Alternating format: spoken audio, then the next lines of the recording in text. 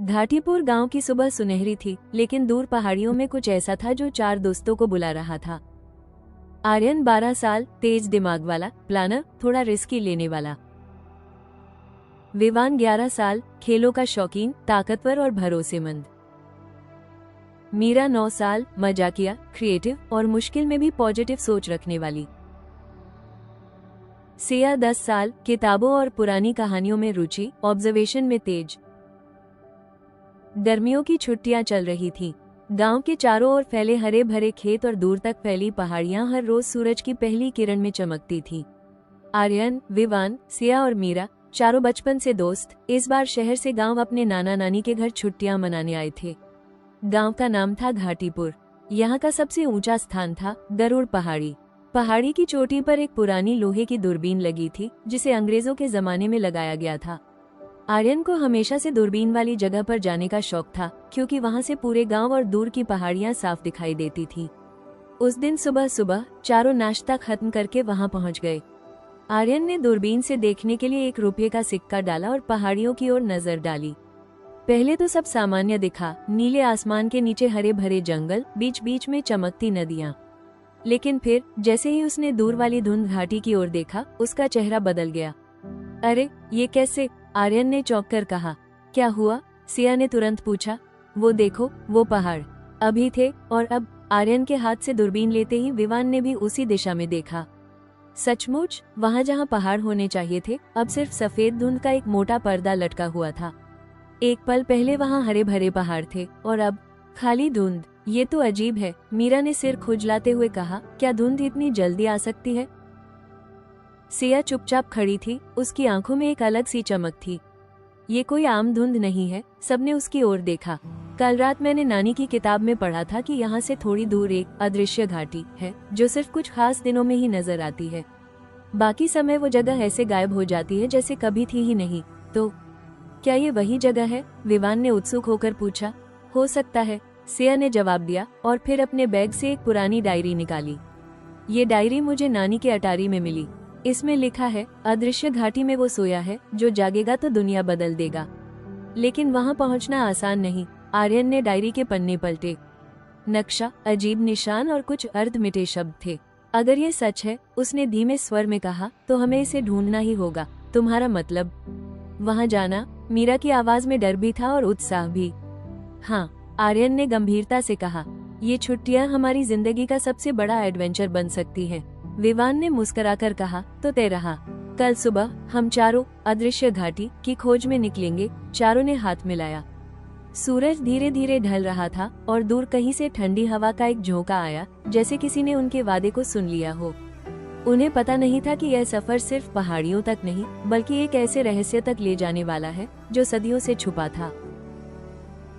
सुबह का सूरज अभी पूरी तरह निकला भी नहीं था कि चारों दोस्त अपने अपने छोटे बैग लेकर नानी के घर से निकल पड़े।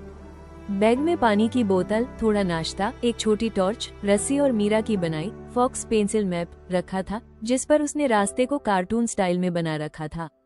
आर्यन आगे आगे चल रहा था, हाथ में सिया की डायरी का नक्शा था। विवान बीच बीच में बैग की पट्टियां कसकर अपने कंधों को एडजस्ट करता, ताकि भारी सामान का बोझ कम लगे। सिया डायरी के पन्ने बार बार चेक कर रही थी, जैसे कोई भी छोटी सी डिटेल मिस न हो जाए। मीरा पीछे पीछे गुनगुनाती हुई चल रही थी, लेकिन हर थोड़ी देर में अपने पेंसिल से पेड़ों के तनों पर एक छोटा तीर का निशान बना देती, ताकि वापसी का रास्ता न भूले। गांव के उत्तर में जंगल शुरू होता था, सरपवन।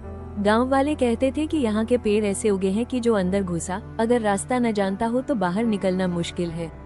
लेकिन चारों ने तय कर लिया था, डर के बिना रहस्य नहीं खुलता। जंगल में कदम रखते ही माहौल बदल गया। पेड़ों की ऊंचाई इतनी थी कि सूरज की रोशनी नीचे तक मुश्किल से पहुंच पाती थी। पत्तों से छनकर आती हल्की हल्की किरणें जमीन पर सुनहरे धब्बे बना रही थी। हवा में मिट्टी और जंगली फूलों की मिली जुली खुशबू थी, लेकिन कहीं कहीं ये खुशबू अचानक तेज और अजीब सी हो जाती, जैसे किसी ने बहुत सारे पत्तों को एक साथ मसल दिया हो।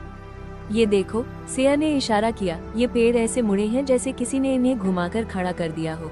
सचमुच, कुछ पेड़ों के तने अजीब सर्पाकार घूमते हुए ऊपर जाते थे, जैसे किसी विशाल हाथ ने उन्हें घुमाकर सेट कर दिया हो।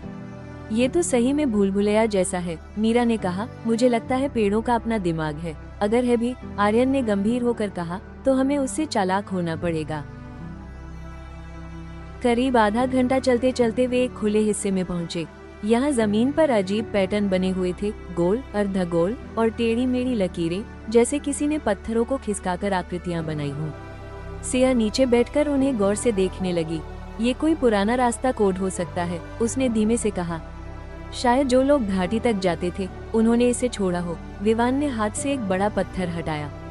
पत्थर के नीचे गीली मिट्टी में एक नुकीला लोहे का टुकड़ा निकला, जिस पर वही कंपास जैसा निशान बना था जो उन्होंने कल डायरी में देखा था। आर्यन ने तुरंत फैसला किया, इस निशान की दिशा में ही आगे बढ़ना होगा। रास्ता अब और पेचीदा हो गया। पेड़ों की शाखाएं कभी उनके रास्ते में झूलकर आ जाती, कभी ऐसा लगता कि दो रास्ते हैं लेकिन दोनों एक ही जगह घूमकर वापस आ जाएंगे। मीरा का मकंग सिस्टम काम आ रहा था, लेकिन एक जगह जाकर वो भी भ्रमित हो गई। अरे, मैंने तो इस पेड़ पर तीर का निशान बनाया था, फिर ये दूसरा कैसे आ गया? मतलब? विवान ने पूछा। मतलब, मीरा ने धीमे स्वर में कहा, कोई और भी हमारे बनाए निशान कॉपी कर रहा है। चारों के रोंगटे खड़े हो गए। वे धीरे धीरे बिना आवाज किए आगे बढ़ने लगे। सिर्फ पत्तों की सरसराहट और दूर किसी पक्षी की पुकार सुनाई दे रही थी। अचानक पीछे से चर की आवाज आई, जैसे किसी ने सूखी टहनी पर पैर रखा हो। चारों एकदम रुक गए। आर्यन ने धीरे से इशारा किया, मत मुड़ना, बस ध्यान से सुनो। फिर आवाज और पास आए, चर चर। विवान ने तेजी से बैग से टॉर्च निकाली और मुड़कर रोशनी फेंकी। पेड़ों के पीछे कुछ हिला। एक लंबी पतली परछाई जो इंसान जैसी दिखती थी, लेकिन अजीब तरह से हवा में थोड़ी तैरती थी, जैसे उसके पैर जमीन को छू भी नहीं रहे हों। सिया की सांसें तेज हो गईं। ये वही है, कल दूरबीन में दिखी थी। चुप, आर्यन ने कहा, हम इसका पीछा करेंगे, लेकिन संभल कर। परछाई धीरे धीरे एक सकरी पगडंडी पर मुड़ गई। चारों ने दूरी बनाए रखी, लेकिन जैसे जैसे वे पीछे चले, जंगल और घना होता गया। अब हवा ठंडी हो गई थी और धूप लगभग गायब। मीरा ने धीरे से फुसफुसाया, अगर ये हमें जाल में फंसा रही हो तो हम जाल से निकलने का रास्ता भी ढूंढ लेंगे, आर्यन ने आत्मविश्वास से कहा। कुछ मिनट बाद परछाई एक टूटे हुए लकड़ी के पुल के पास रुक गई और फिर अचानक गायब हो गई। चारों ने एक दूसरे को देखा। उनके सामने खाई थी, जिसके पार जाने का कोई आसान तरीका नहीं था, लेकिन खाई के उस पार से उन्हें धुंध में लिपटी घाटी का हल्का सा नजारा दिख रहा था। आर्यन की आंखों में वही चमक थी जो कल थी, हम सही रास्ते पर हैं। और तभी घने कोहरे में से एक धीमी रहस्यमय फुसफुसाहट आई, तुम यहाँ क्यों आए हो?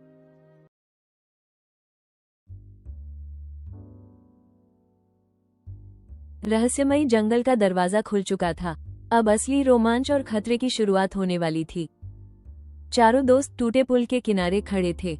नीचे गहरी खाई में तेज बहाव वाली नदी, जिसकी आवाज डर और रोमांच दोनों पैदा कर रही थी। धुंध इतनी घनी थी कि दूसरी तरफ का पुल का सिरा भी साफ नहीं दिख रहा था। अब मीरा ने धीरे से पूछा, रस्सी? विवान ने बैग खोला और मोटी रस्सी निकाली। हम एक एक करके पार करेंगे। आर्यन ने पेड़ के तने पर रस्सी बांधी और धीरे धीरे झूलते हुए दूसरी तरफ छलांग लगा दी। उसके पैर बेली लकड़ी के टूटे हिस्से पर टिके थे, लेकिन उसने खुद को खींचकर पार कर लिया। सुरक्षित है, आ जाओ, उसने आवाज दी। सिया और मीरा भी धीरे धीरे पार हो गई, लेकिन विवान की बारी आई तो हवा का तेज झोंका आया। रस्सी हिल गई और उसका पैर फिसलते फिसलते बचा। नीचे नदी की गरज सुनाई दे रही थी। आर्यन ने फटाफट रस्सी खींची और विवान को ऊपर खींच लिया। सबने राहत की सांस ली, लेकिन जैसे ही वे मुड़े, उनके पैरों के नीचे लकड़ी की पट्टी के बीच से एक छोटा सा कागज का टुकड़ा उड़कर आया और सिया के जूते से टकराया। सिया ने उसे उठाया। उस पर सिर्फ 2 शब्द लिखे थे, पीछे मत देखना।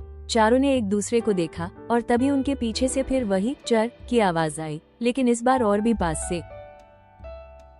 वे तेजी से आगे बढ़े, बिना पीछे मुड़े। रास्ता अब संकरा और अजीब था। कभी कभी ऐसा लगता कि पगडंडी ऊपर नीचे सांप की तरह लहरा रही हो। हवा में अजीब सी गंध थी, जैसे गीली मिट्टी में किसी ने लोहे का बुरादा मिला दिया हो। कुछ मिनट बाद वे एक विशाल पत्थर के सामने पहुंचे। उस पर प्राचीन नक्काशी थी, पहाड़, नदी और बीच में एक गोल आकृति जिसके अंदर धुंध भरी थी।